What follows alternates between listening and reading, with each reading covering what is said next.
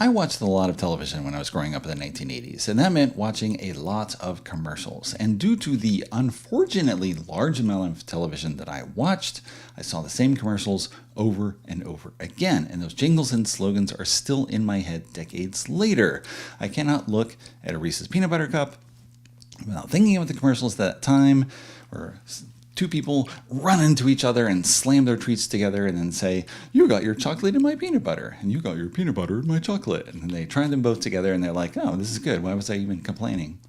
I think about that when I eat Reese's peanut butter cups, which I really enjoy. So that comes to mind all the time. It's like a little bit of brain damage that just comes back repeatedly and I can't get away from it. But those slogans are sometimes helpful in certain situations because you see something and that slogan just encapsulates perfectly what you think about the thing you're seeing, which was the case when I saw and then played the Fellowship of the Ring trick-taking game, because this is absolutely a situation in which you got your trick-taking game in the Lord of the Rings, and you got your Lord of the Rings in my trick-taking game.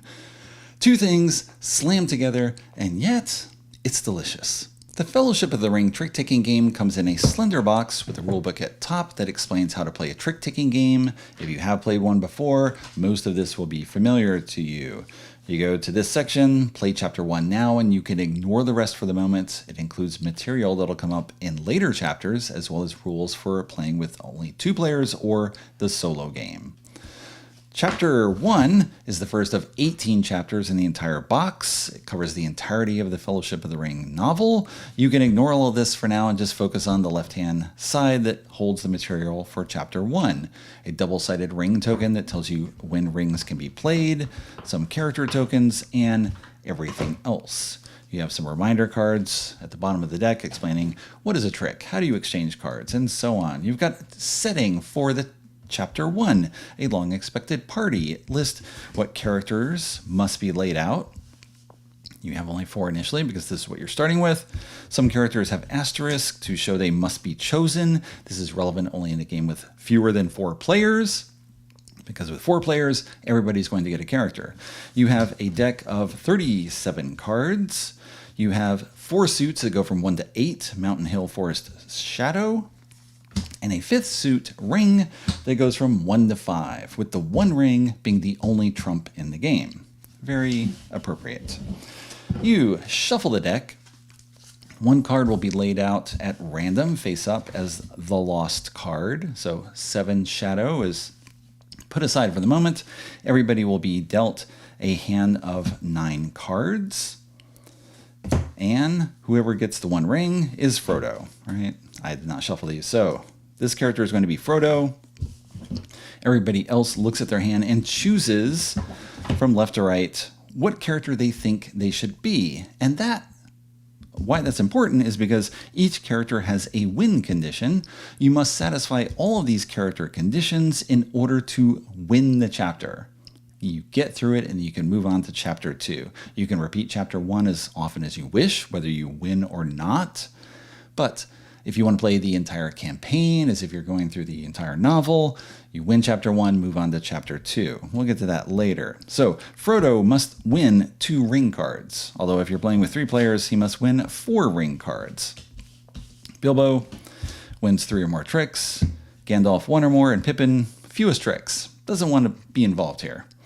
So people are going to choose their characters. Gandalf gets the lost card added to his hand because he knows more than everyone else. I'm going to do this somewhat randomly and we'll see how this works out. Okay. And everyone would look at their hands in secret. I will put them up publicly so you can see how things work. And then you will play the game. Okay. How do we fit everything on here? Here we go with Bilbo. Possibly I chose poorly, assigning this to Bilbo, but we'll see how it goes. Now, you finish the setup by reading the bits on the bottom of the card. Bilbo has none. Gandalf, you add the last card to his hand, and then he's going to exchange with Frodo. So he chooses some card, his choice, and let's say he's going to go ahead and give 8 to here. and then Frodo has to give him something back. All right. Maybe you want to void yourself in a suit. You just want to give him a low number, whatever it is. Pippin is going to exchange with Frodo, Sam, or Merry, but Sam or Merry are not here yet. They'll show up in later chapters. So again, Pippin wants to win the fewest tricks possible, so he's probably going to ditch a high card. All right. Oh, actually, he knows Frodo needs to win rings. Maybe I'll give him the rings, and Frodo will give him a ring back. Now, rings cannot be played initially. They must be broken, as with hearts when you play the card game Hearts. Someone must throw a ring into a trick because they can't play the card that is led. So, Frodo might lead the 8 hill. Other people play. They must play a card of that suit if possible. Frodo played the highest card and the suit led, so wins the trick and leads again. Right, plays this out, and Bilbo is going to take it. Gandalf cannot play a hill, so can play anything. Not going to win the trick. Does not want to throw off the ring. Wants to win at least one trick, but doesn't need to win a lot. Okay. And Pippin does this. Bilbo wins the trick and goes on. So, standard trick taking applies. You lead a suit, you must play that suit if possible. If not, you throw off. The only card that is going to win off suit is the one ring. So if Bilbo led 5, then you go around. Gandalf is like, yep, this is the trick I'm going to take. Pippin is saying, I'm going to ditch my 7. Frodo could jump in at this point and trump with the one ring because Frodo has no hills in his hand. He does not have to use the 1 as a trump. It is optional whether you're going to win the trick or not. But Frodo also knows Gandalf wants to win at least one trick, so maybe he throws something else in there. Gandalf gets his trick. Gandalf leads. He knows Frodo doesn't have any mountains. Lead a mountain. Pippin ditches this card. Frodo comes in with the one ring. Bilbo doesn't have anything here. He'll throw in his ring as well. And now, one ring trumps. Frodo wins. He's got his 2 rings in the 4-player game. Frodo's satisfied. Gandalf's satisfied. Bilbo needs to win 2 more tricks. So, Frodo better lead something that he hopes Bilbo can win. You play out the entire hand. As long as every character's win condition is satisfied, you're done. I think we could do this, pretty much. Of course, I had all the cards visible. Once you do this, you're going to go on to Chapter 2. And if you do not want to see anything in Chapter 2, you're going to skip to the time that I put onto the screen. Otherwise, you can take a peek at what comes next. So you'd open the box here. You have other cards. I put these without the little string in a way that I could pick them up easily.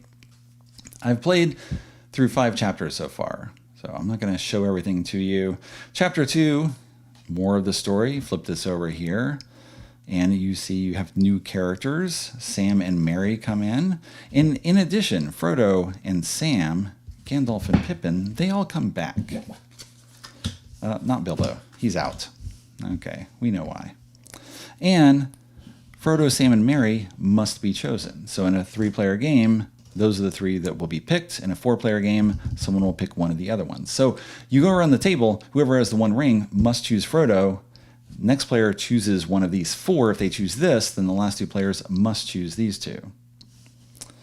What happens with the new characters? Okay, so Frodo's win condition stays the same. Merry wants to win 1 or 2 tricks. Exactly 1 or 2. That's it. So you take that. Right? You take Merry if you think you can do that. But of course, sometimes you don't have a choice because maybe you're the 4th player picking in a 4-player game. Sam wants to win the Hills card based upon where the Black Riders are hiding. So you have a threat deck of 4 Black Riders, numbered 1 to 4. You shuffle them up, pick one at random, and you get 2. So now Sam must win the Hill 2. That's it. Okay. You don't know which number it is until you do setup after all the characters are chosen. But maybe you got strong hill cards, maybe you take Sam and hope to make this happen.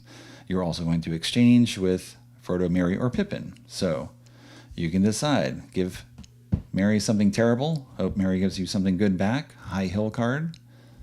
Exchange something with Frodo.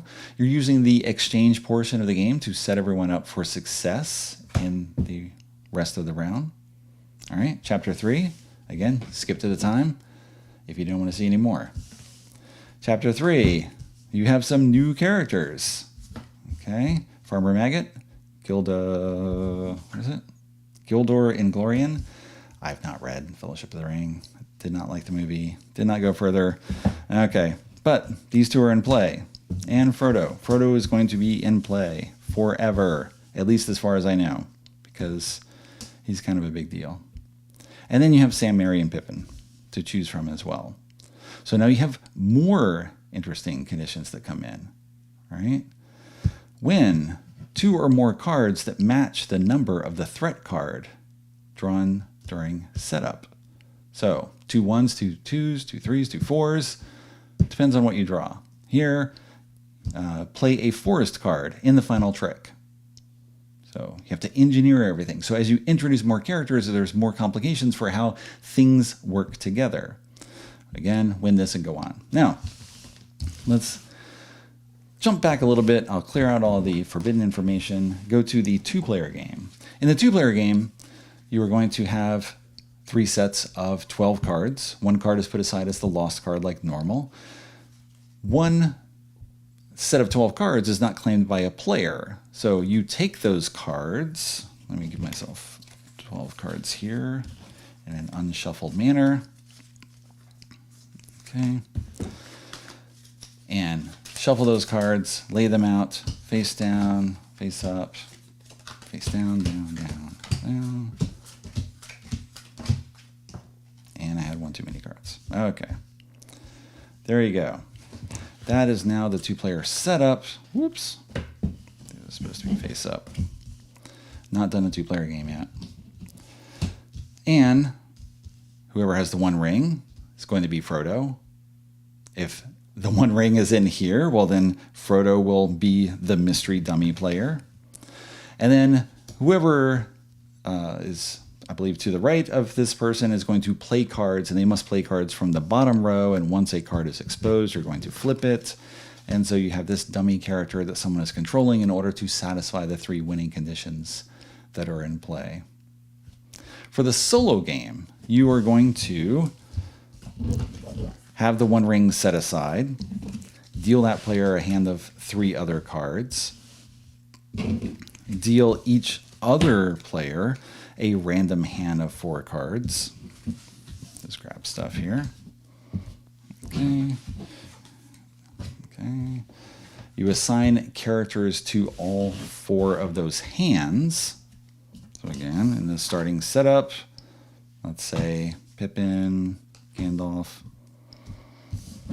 Bilbo, Frodo. There we go. And now you're going to play just with these limited hands with all of the information public. Frodo will lead a card, cannot lead the 1 ring, but will lead something. You'll still do the exchanges before you do that. Play a card, everyone will play. Okay. Maybe Pippin will, sure, we'll just do this. Okay, Gandalf wins. Everyone is then dealt a new card. And you continue through the entire deck this way, trying to satisfy everyone. So you have perfect information of the cards available. The mystery of the game is who is getting which cards when. So you know the goals, you know what you're working with. I know sometimes that I could lead, let's see, if Gandalf were leading, he could lead the 5 hill, and no one is going to beat that unless you want Frodo to beat that. This is more a puzzle that you're working with limited information at the current time, and you'll see what comes into play later. If Bilbo were leading, he could lead the 1 mountain. Oh, there is another mountain card. But Gandalf could lead the hill and then win automatically because you know what's here. You just don't know what's coming in the future to try to engineer things. Maybe Pippin's going to get dealt many high-valued cards later, which will complicate things. That is a solo game. Do that for all the chapters as well. Now you understand how to play. I played the Fellowship of the Ring trick-taking game 12 times, mostly on a review copy from Office Dog, which is the official publisher. It's a studio of Asmodee. I also played 4 times at Gen Con 2024 with designer Brian Bornmueller, who wanted to show off the game ahead of it being officially announced. He is extremely proud of this design, and I can understand why, because it does seem like a perfect pairing of the Lord of the Rings and trick-taking games. He's a huge fan of Lord of the Rings. He was very excited to make this happen. I was playing with other people who were huge fans, and I wasn't. And in all 4 games, I was Frodo. So I was the leader of sorts without knowing anything really about the story. So it was kind of funny. I played the solo game once in these 12 games. Solo games are not generally my thing. And as I mentioned, it's a little weird because the mystery of play, normally you play a card and you don't know what other people are going to play, whether you're necessarily going to win the trick or not. But here you know exactly what's going to happen in that particular trick. You just don't know what's coming in the future to complicate things. So you've moved the mystery of play to the mystery of which cards are dealt. It's a different type of thing. It works. Not for me, but it's there if you want it. Similarly, the 2-player game using a dummy player, I generally don't like games with dummy players, so again, haven't given that a try. But I played with 3 and 4 players, and the game works incredibly well. Again, not a Lord of the Rings fan, but I am a trick-taking fan, and this game works really well. The immediate comparison that will come to mind is The Crew. Crew came out in 2019 from designer Thomas Singh and Cosmos. That is a cooperative game, cooperative trick-taking game where you have missions that you are trying to complete.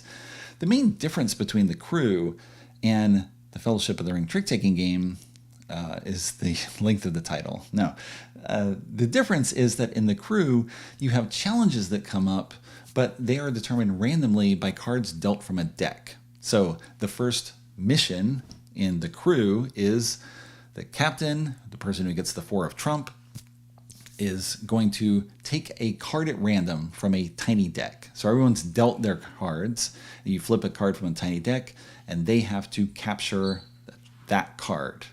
If they do that, you complete the mission.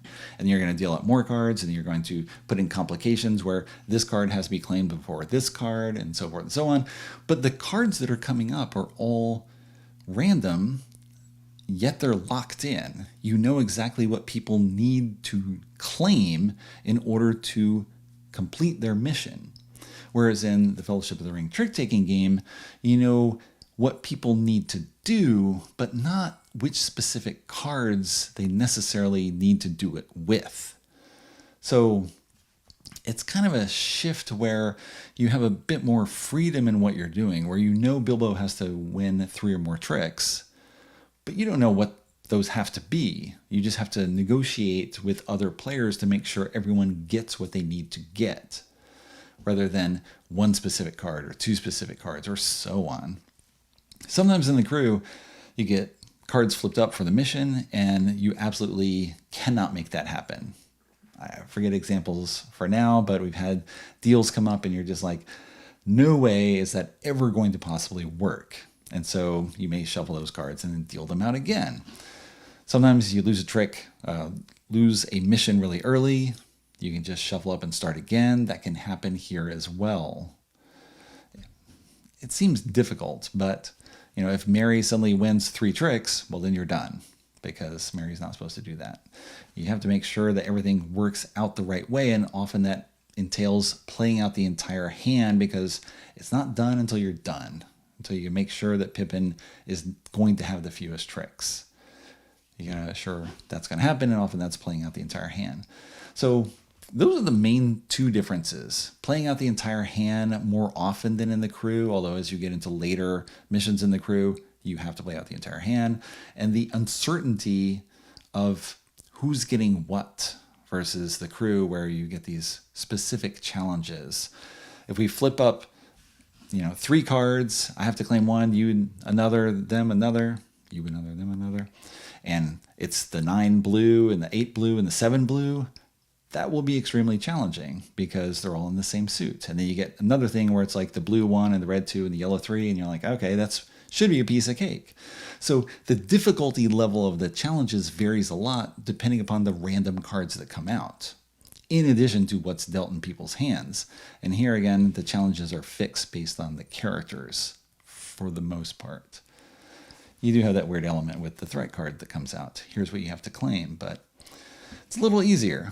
But I've only played 5 chapters so far. I'll just mention that additional characters come into play, but also different components come into play that will change the nature of the game and present an adversary that will take tricks away from you, for example.